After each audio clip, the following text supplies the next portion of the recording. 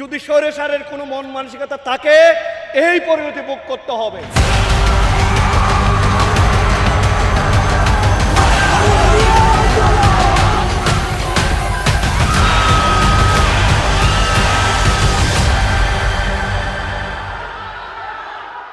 On August 5th, 2024, a helicopter took off from Bangladesh. A helicopter carrying then Bangladeshi Prime Minister Sheikh Hasina. She was on her way to India to take refuge, leaving behind political doldrums which refuses to die. When kingdoms fall and rulers flee, their palace become amusement parks for commoners. In fact, people in Bangladesh were seen looting television sets, chairs, tables from the PM's house. In fact, kitchen and refrigerators were also ransacked as people feasted on fish and biryani. Also, many of them ran away with raw fish, live goats and ducks. Now, months later, following the violent students' protest, Bangladesh stands at a crossroads once again. Gripped by political turmoil, street violence and a possible standoff between its interim civilian leadership and the military. It is important for you to know what happened recently in Bangladesh, which underscores the deepening political crisis. Meanwhile, another leader from Hasina's party and key political figure ran away from the country. In a dramatic turn of events, former two-time Bangladeshi president and senior Awami leader Mohammad Abdul Hamid fled the country, spilling out quietly in the dead of night, clad in a lungi. In fact, reports say that he has taken refuge in Thailand. Yes, it is dramatic, not surprising, because the world is probably now accustomed to see leaders flying their way out from Bangladesh like this. Amid all this, the question now dominating Dhaka's political circles and international observers alike is Bangladesh on the brink of a military coup. To understand why we say this, we must take you back in time.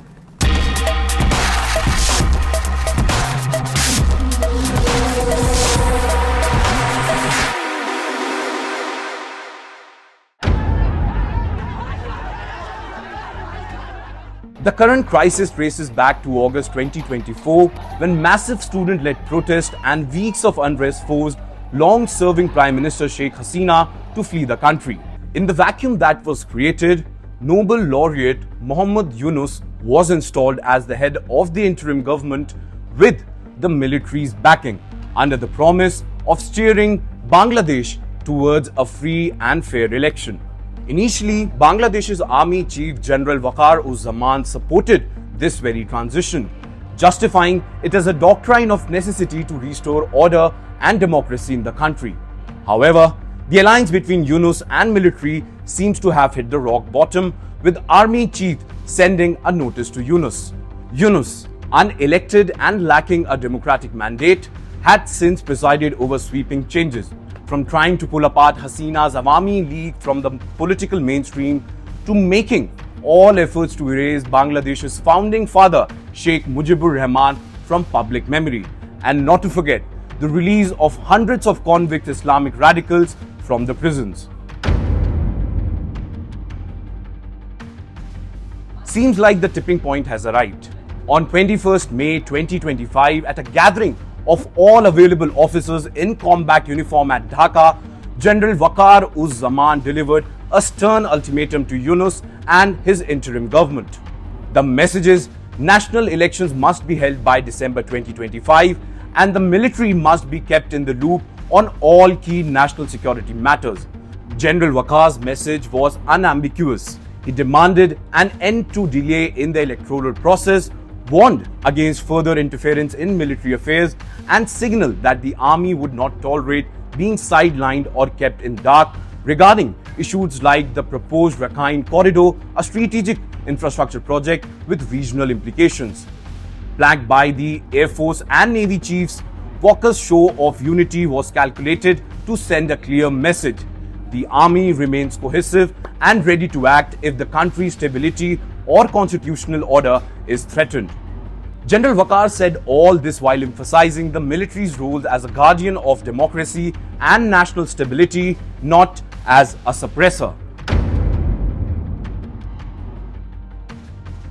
Yunus' tenure has been marked by growing perception, especially among the military and Indian intelligence, that he is embodying Islamist elements and aligning Bangladesh's policies with foreign interests, notably those of Pakistan and certain Western powers. His administration has released high-profile Islamist leaders such as Jashmuddin Rahmani Hafi, chief of Al-Qaeda-affiliated Hasrallah Bangla team, and hundreds of other radicals, fueling a resurgence of extremist activities across the country. Moreover, Yunus has also been accused of empowering Islamist factions within the military and the police of the country, sidelining pro-Indian officers and even plotting to dismantle the army favor in an Islamic Revolutionary Army.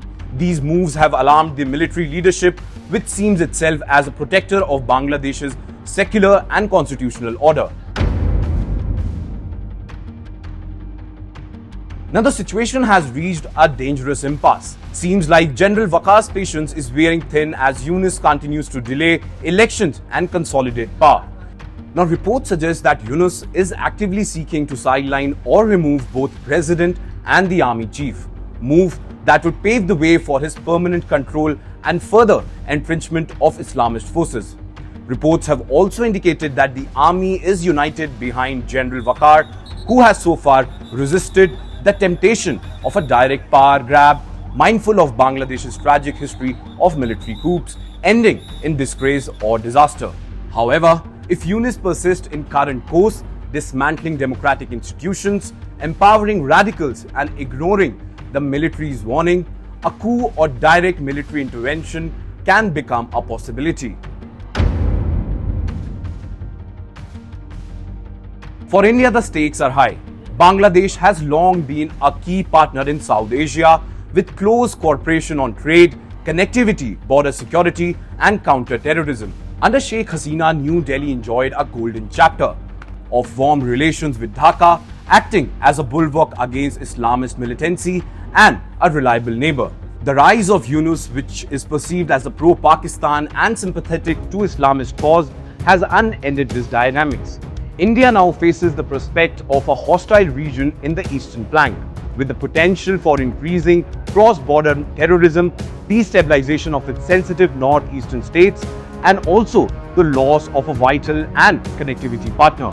Moreover, the growing influence of foreign powers in Dhaka, whether through Yunus's alleged link to the US deep state or the Pakistani ISI, threatens to turn Bangladesh into a staging ground for transitional jihadist operations and narco-terrorism, with direct implications for India's security.